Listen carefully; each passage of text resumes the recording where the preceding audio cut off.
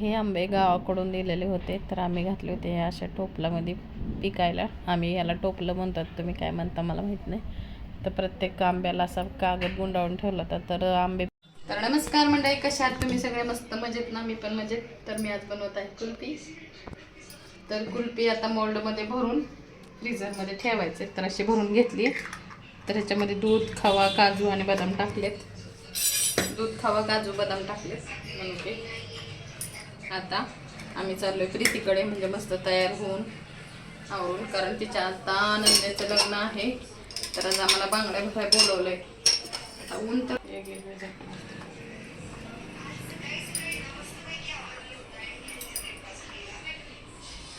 एक दिवस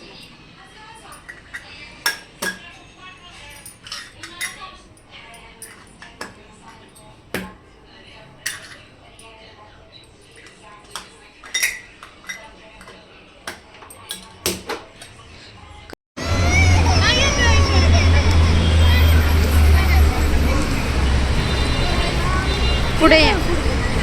आम्ही चाललो आहे प्रीती दीदीच्या घरी. बघा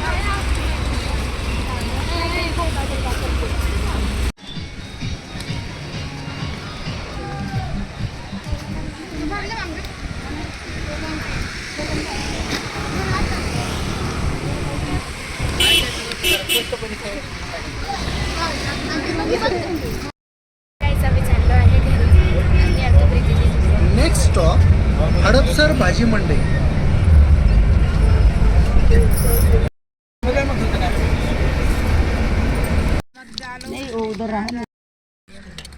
त्याला द्या ना पलीकडे बाळा. मी नाही काय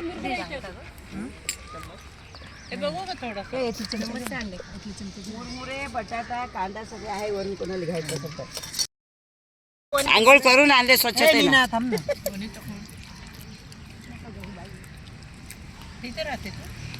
अगं इथं पहिली खोलीच आहे.